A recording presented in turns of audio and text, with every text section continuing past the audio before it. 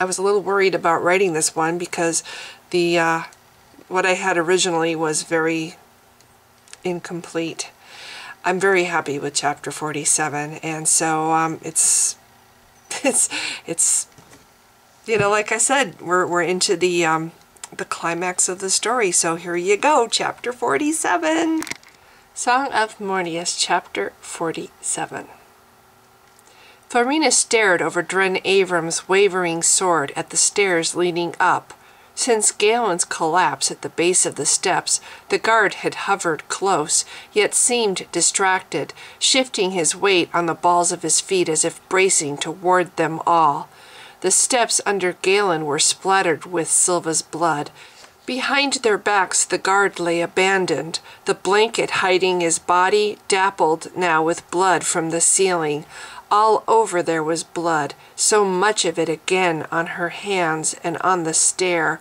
She knew these steps. With her own hands she had taken life above them, committed atrocities against her own people. All around her the fifth tunnel echoed with the sounds of her past. She could still hear the despairing cries of the prisoners led from the dungeon below. Above, she had stood beside her pool, hearing without heeding, without a single care, so lost was she in her selfish ambitions. Tears stung her eyes. Blinking hard, she focused behind her at Tarek, watched as he and Roth reached into Avalar's great pack to retrieve their shields. "I'm fine," Galen replied from where he sat. Looking down, Florina watched Vurgen ply him with Roy from the little metal cup. "A few more sips, staff wielder," the older man said. "It'll help." "Please." Florina whispered to him, to Avalar and Tarek behind her. "Don't make me go up there." Tarek pivoted toward her, his sad face lined with grief. "Where else would you go?" She ducked her head, her face flaming. "Back? I don't. Maybe just kill me and be done?" Kneeling slowly, she scrubbed with her fingers at the red-brown stains on the stone beside Galen. "They're up there," she said. "Somewhere. Men's and the others. The Vealer. Tarek, it'll break me. I can't." Trembling, she looked up. While she spoke, he had moved toward her. Now he stood, staring down at her in silence. "You said," she swallowed, "if I tried to run, you'd have Roth." "Don't be ridiculous." Tarek shook his head and, leather creaking, slowly knelt beside her. "We're way past that now, Florina," he said. He glanced at her hands, at her fingers scrubbing the stair. "I thought you might like a little revenge." Numbly, she shook her head. She gestured to the stains below her hands. "I never noticed this before. This blood. I did this. I walked here so many times, Tarek. I never saw before." "Well, you do now." Tarek stood and held out his hand. "You're not their slave anymore," he told her. "You can do this, Florina." "It's a trap." She looked toward the stair. Beside him she stood, letting his hands draw her up. Vaguely she nodded as Vurgen, reaching up from his crouch beside Galen, gravely handed her his dagger. "I'm sure it is," Tarek agreed. He nodded to the packs on the floor. "We're going now to fight," he told them quietly. "We leave all this here." "Malian wants this," Florina said, speaking more now to herself. "He wanted us in this tunnel. He wants us by my pool. That's where fresh blood feeds the Vealer. Now it's our turn. We're the sacrifice." "Leader Tarek?" Avalar, turning to tower above her, shrugged her near-empty pack to the floor. Florina stared at the giant, at the familiar gleam in her wide-spaced blue eyes, the dangerous kindling of her blood for battle as she bent to retrieve her sword. "I shall go first," the giant said. "No, you shall not." Tarek scowled up, and Florina saw his fingers grip the pommel of his sword. "We go together, Fight together. Remember what you are, giant. Galen might need your help. Farina's no warrior. She'll need you watching her back. Defend them if you can, but stay clear of the magic. Even Galen's at this point." Staring back at him, Avalar nodded. Raising her sword, she swung it expertly, the great blade whistling through Mornius's blue light. Tarek turned toward Galen and knelt. Farina watched how his gaze softened, saw his expression filling with a gentle concern. Then she too focused on Holram's chosen, on the strange resignation in his soft brown eyes. "If I fail," said Galen, "think well of me, won't you, Tarek? For trying at least." Farina stepped back against the wall, giving them space as the two men confronted each other. Tarek with his dirt-smudged hand clasping Galen's thin shoulder. "What have you failed at since I met you?" Tarek asked. He paused, waiting for Galen to look up and meet his stare. "What I see now?" Slowly Tarek shook his head. "You've grown, Galen Laval. You've become what you always wanted. Strong." Farina saw Galen struggle, how hard he fought not to look away. In his soft brown eyes she caught glimpses of the child still lingering, witnessed that child remembering pain, the abuse that so often had followed a strong male's touch. Before her eyes she saw how his jaw stiffened, watched him thrust aside the child, embracing his courage instead. Tarek was nodding acknowledgment of the very thing she saw. He turned back toward her, and she caught his quiet stare. Tentatively she started forward, encouraged by his nod. A soft hissing sound stopped her. Puzzled, she glanced downward at the floor, at the creeping of an inky shadow across the stone from the wall to her right. As she watched, it pooled, glistening around her feet. "Tarek," she whispered, "that's..." Breathing fast, she stiffened at the sudden stabbing sensations through her boots. Something hot had pierced her feet. Black tendrils of pain were slowly weaving themselves around, between and under the bones of her ankles. "Ow!" she gasped, and on the step she saw Galen staring at her, scrambling to his feet. She knelt as Tarek stepped to support her shoulders.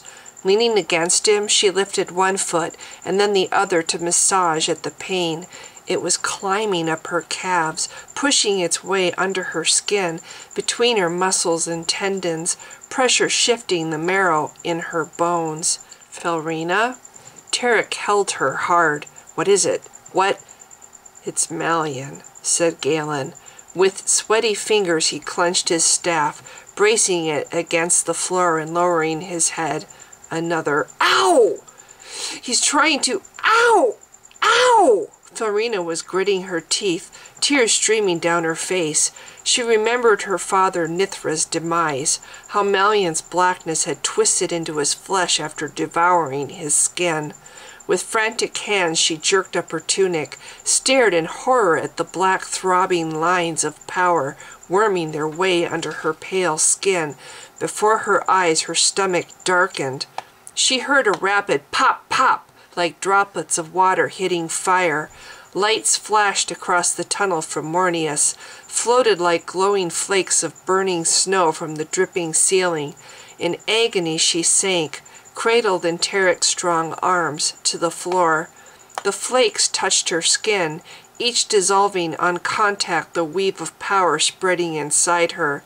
She sobbed in relief as the flakes fell faster, then more, like sparks from a burning forest floating at her on the wind. Gradually the blackness on her skin turned to patches, the pressure sinking down again toward her feet. "Someone's unhappy," Tarek observed. "We're not keeping to his schedule." "We're not!" she gasped. Turning her head where it lay against his shoulder, she watched as the blackness receded across the floor. She looked toward Galen. The young man lay curled beside Mornius on the step, staring at her. "I'm sorry," she said at his exhaustion. Then she stared. With mechanical movements, Galen jerked himself upright, as if an invisible hand manipulated his limbs against his will. Dazed, Florina shook her head as Galen stared back, the warder full in his face, glowing silver in his eyes. This was Halram as he had been the day she met him, when he first cradled her in his lap and cared when no one else could. He was flesh on the verge of failure, flesh fully claimed as his own. Raising Mornius, Halram turned stiffly from them all to mount the stair. "We can't let them fight," Florina whispered a warning to Tarek. "If the warders fight each other—" "I know," Tarek said, cutting her off. He nodded beside her head. She blinked in surprise as his hand on her shoulder lifted, gentle fingers brushing the hair from her face. "And we won't," he said softly. With a glance toward the others, Tarek stepped quickly to follow his friend. Galen watched himself stop. Above he could hear it, the gentle gurgle and lapping of lazy waves. As the stairs darkened behind them, light from Argus stretched long across the ceiling above their heads. Tarek's hand settled heavy on his shoulder from behind. "We're with you, Galen," Tarek whispered. "Take your time." Trembling, Galen nodded. He felt Halram lifting his foot. Somehow he kept on breathing despite the pressure in his chest, the hollow ache in his throat. On the ceiling, a reflection of red ripples wended their way through Argus's green light. Sounds reached him from above the top stair, the scuffle of heels on stone. Teeth clenched, he mounted the final stair. Warped magic chewed at his nerves. It emanated from a round black pool below him, greasy water embraced on all sides by shelves of stone. "Keep going," Tarek urged behind him. "Let us in." He complied. Peering into the darkness beyond the tarn, he stared at shapes wrestling back and forth. As his companions spread themselves out in silence behind him, he saw a flash of red color. Shining on the water, it burst from a crimson, rounded stone. A man stepped from the darkness, the stone shooting beams of light through his curled fingers. Galen stiffened, recognizing the priest he had glimpsed at Tirdan. Under the black robe's watchful glower, a group of his peers labored to hold one of their own, strip him naked as he vainly struggled. "You see how we are forced to kill our own?" the priest snarled, glaring up at them. "But here is new blood for the Vealer, and you, Florina Flynn, back for more?" Grinning savagely, he flicked aside his robe, exposing himself. "Great Melian, no," whispered Florina. From the corner of his vision, Galen saw Tarek grip at her arm. Slumping against his strength, she nodded at the inky winged shadow crouched behind Men's. "How dare you speak his name?" Men's said. "Oh, but you were always so insolent, weren't you? I guess you need another lesson." Galen frowned. Below him, their young captive sobbed, his arms and legs flailing as his peers bent him backward over a rock beside the pool. Together they gripped his thrashing legs, stretched his arms above his head. Galen, with the chill of ice creeping down his spine, watched as Men's moved in close, drawing his knife. "You caught us in the middle of something, Galen Laval," Men's called, glancing up. "I'm afraid you'll have to wait your turn." Closing his eyes, Galen fought against nausea. Everything in this chamber of death reeked of old blood, just as it had in the cabin that still plagued his dreams. Again he saw his mother tied to the table, helpless. Seth Laval's leering face as he ended her life.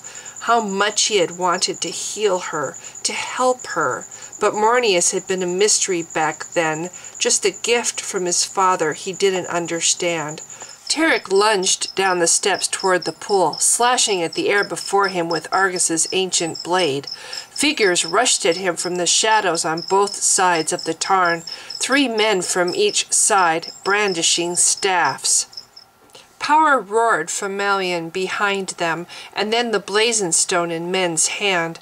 At once the 6 black stone staffs absorbed it, magnified it. Galen staggered as waves of lurid flame shot toward him, hurling Tarek against the wall. Men's nodded, smiling at them through the blazing shield his power formed. Slowly he bent over the helpless prisoner. He pressed in with his knife, deliberately slitting the young man from breastbone to groin. Blood poured over the stone. Under the blade, the young priest went rigid, his fingers above his head splaying wide.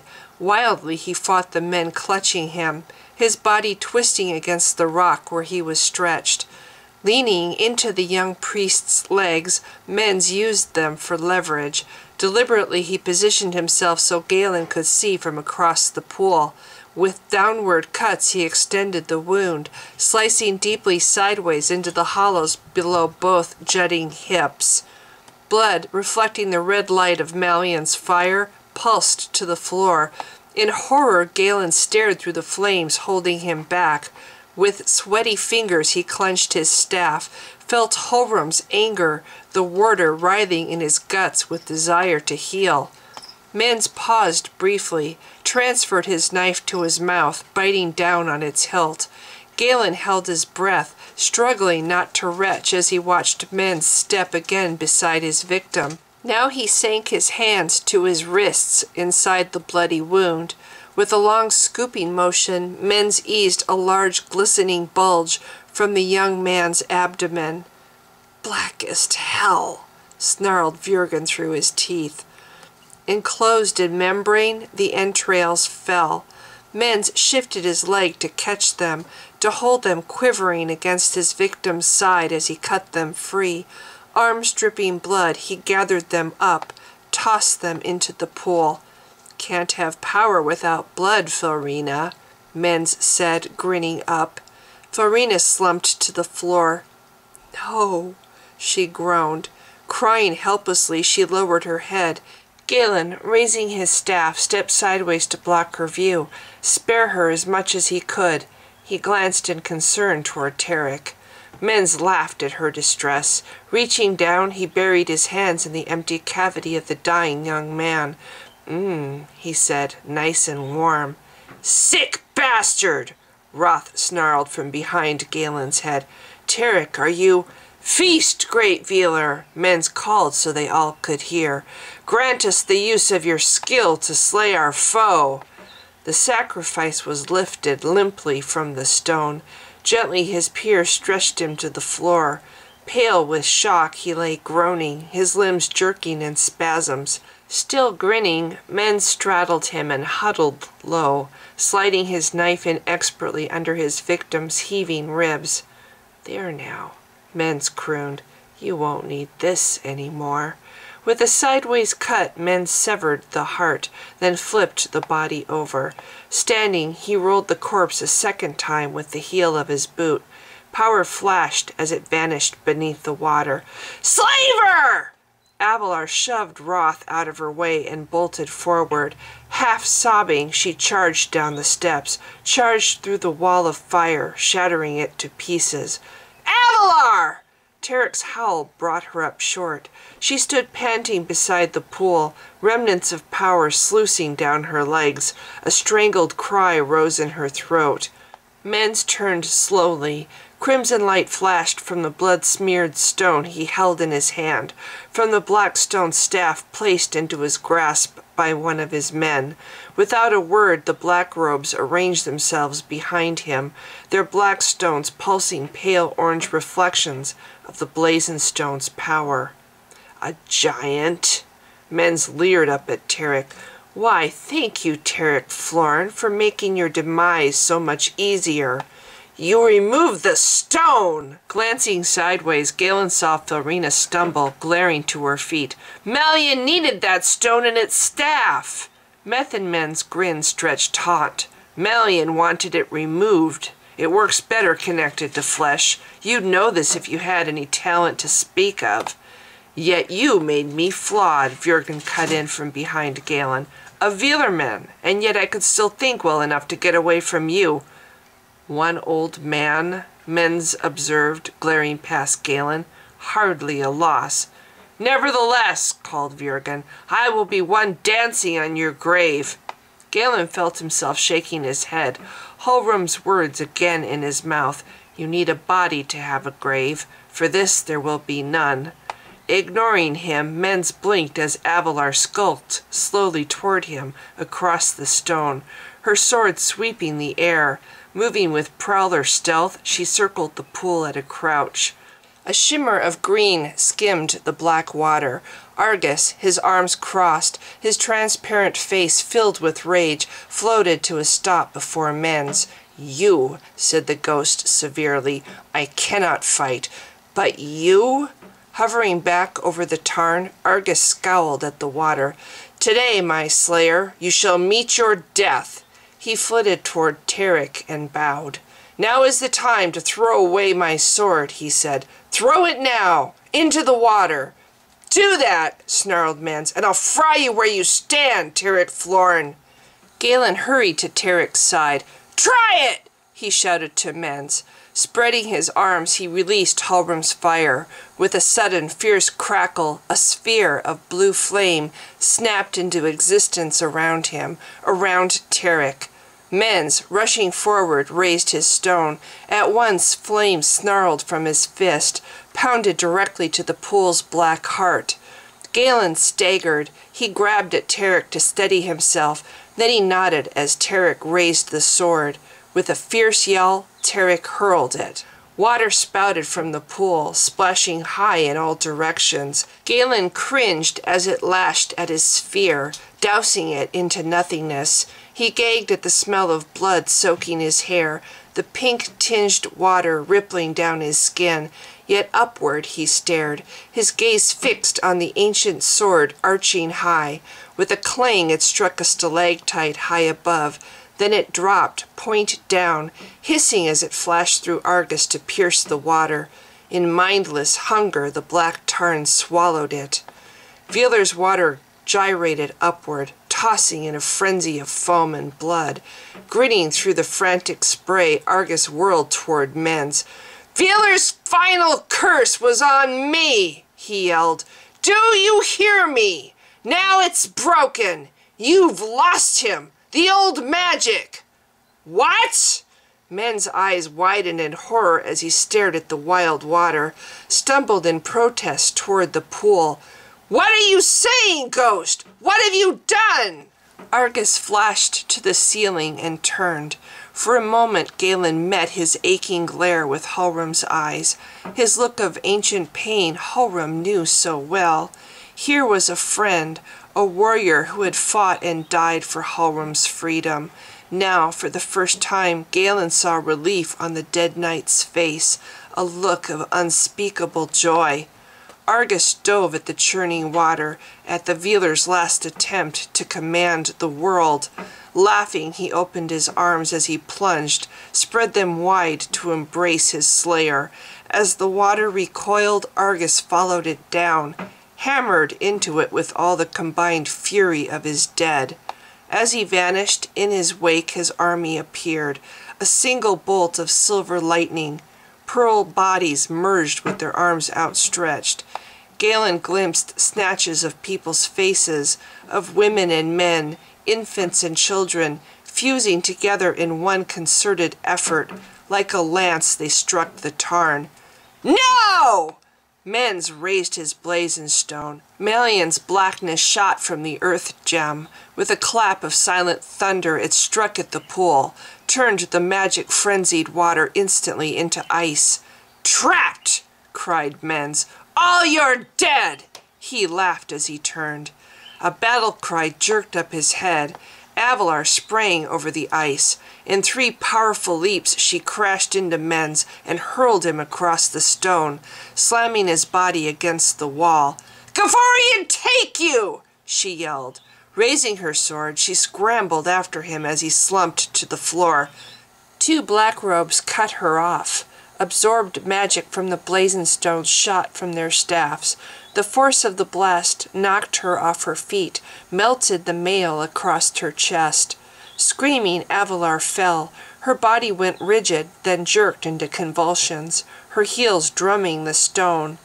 Galen staggered where he stood, watching as across the pool Menz stumbled to his feet. Stepping beside Tarek, Galen dropped to his knees, aimed his staff at the blackness above Menz, above the priests, the hovering shadow with wings outstretched. Mornius bucked in his hands. Fingers of power seized his heart, pressured blood across his vision. Sweat poured down his face. Pain lanced through all his joints. He was fading, dying, and yet groaning. He climbed upright again and started forward. Power softened the rock at his feet until it yielded like mud as he walked. With every stride his energy mounted. He was a newborn sun pulsing toward birth, spilling flames unending down his chest and shoulders. "Tarek!" screamed Florina's voice from far away. "They're fighting! We must stop!" Thwack! Tarek's dagger cut through his flame, buried itself to the hilt in Methenmen's chest. Thwack! Thwack! Florina let fly Vurgen's dagger, with Roth's sailing immediately after. The black robe stumbled, mouth agape, staring in shock down at the 3 protruding hilts, 1 in his ribs, 2 above his groin. The blazing stone fell from his hand, rolled across the floor. His chest heaving, Menz sank down, collapsing limply backward in folds of black cloth. "No!" roared a voice, the sound like boulders breaking. Galen cringed as the ceiling split above his head. Then he was scrambling forward, rushing down the steps toward the fallen giant. All around him the black robes were running, fleeing to downward leading steps at the back of the chamber. Behind Men's collapse, the shadow shape seized the fallen blazonstone in its claws. Then it lifted, howling its rage, as it oozed like glistening tar into the widest of the ceiling's cracks. Green light flickered beneath the pool's frozen ice, highlighting Avalar's face as Galen quickly knelt beside her. She lay staring at the ceiling, clutching at her chest. "Avalar?" With his fingers he undid the straps of her mail, pulled the melted steel from her charred leather tunic. "Giant?" Looking up at him, Avalar managed a smile. "I will mend." Her whisper was fierce. He glanced up as Tarek walked by him to straddle Menz. With a brutal jerk, Tarek tore his knife from Men's heaving ribs. Then he seized the black robe by his hair, stretched back his head, preparing to slit his throat. "Hold," said Galen with Horum's commanding voice. He frowned, for he too wanted the cult leader dead. But again Horum manipulated him, taking control. With growing dismay, he listened to himself speaking words he didn't like. "Wait," the warder said. "I need the flesh living, Tarek Florin. Restrain him for me." Tarek stood, glaring down at Menz. The priest, his gaunt face red with his effort to breathe, pawed at the knives still buried inside him. Wheezing sounds filled the chamber as he struggled, as Vurgen and Roth, Florina and Dren crowded quietly around him. Grimly, Tarek nodded. "He's not going anywhere." With several sharp cracks, the ice lowered into the pool, separated into pieces as Argus's green light flickered and flared deep within the tarn. Now the water was clear, Galen noticed, the greasy smears, the reek of blood both gone. So was the Vealer. Galen knew it as soon as he saw Argus rising with streamers of green above the pool, knew it from the look of peace on Argus's face as he quietly regarded them all. The ghost knight clasped his ancient weapon to his chest as he hovered, his glowing gaze on Tarek's face. "I am freed," he told them, and already his voice was fading from the world. "I can no longer light your way, Tarek Florin, but I can gift you my sword." Nodding gravely, Tarek stepped to the edge of the pool and held out his hand. Without a word, Argus lowered its ancient hilt into his grasp. You've been a great help to us, Argus, Tarek told the ghost softly. I know, Argus said with a hint of his old humor. Godspeed. Rest in peace. All those trite human platitudes. Not sure it's possible for me. Seems I have a following now. He nodded downward at the water. Fear not, he said at Florina's look. Their haunting days are over, my dear. He looked past Tarek to meet Galen's wondering stare. I have a message for you, old friend, Argus said. No, not you, he said at Galen's expression. Him! Argus flitted to hover before Galen, his black eyes steady, capturing his own. You need to know, the ghost said. Like the giants, the old magic retains its memory. You don't need the Veeler, or any kind of mage. You have everything you need. You will give him up? Horam asked him softly. Argus smiled, and with a transparent finger poked his chest. I'm giving it all up, he replied with a grin. I am. Looking upward, he slowly opened his arms. No longer here. Galen blinked at the blinding flash of green before his sight. Then only his blue light remained, from where Mornius lay beside the giant. Argus, Thalian knight and defender of Thalos, was gone.